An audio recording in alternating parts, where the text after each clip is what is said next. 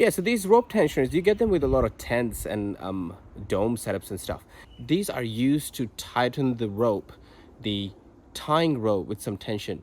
A little how-to on how exactly these are used. So come here, I'll show you something. In this rope, you'll have two different ends. You'll have one end where you have this plastic pace. In this plastic pace, you have three holes, 1, 2, 3.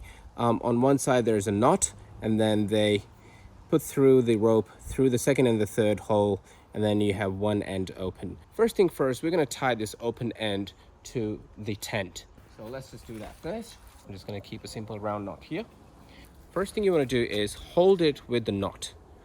So with the knot in your left hand, with your right hand, take this loop out, like so. So remember, the knot in your left hand, take the loop out in your right hand. If you're left-handed, it's the other way around.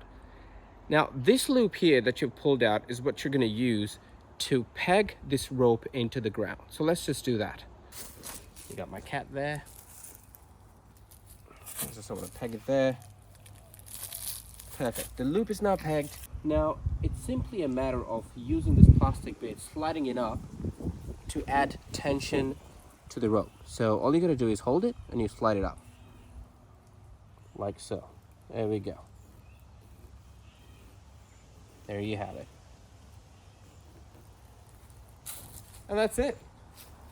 That's how you use it, as simple as that. It's a very good way to attach ropes and secure your tent down on a windy day. There you have it. I'm going to keep it short. If you have any questions, let me know in the comments below. I'll give you answers. But yeah, pretty straightforward process.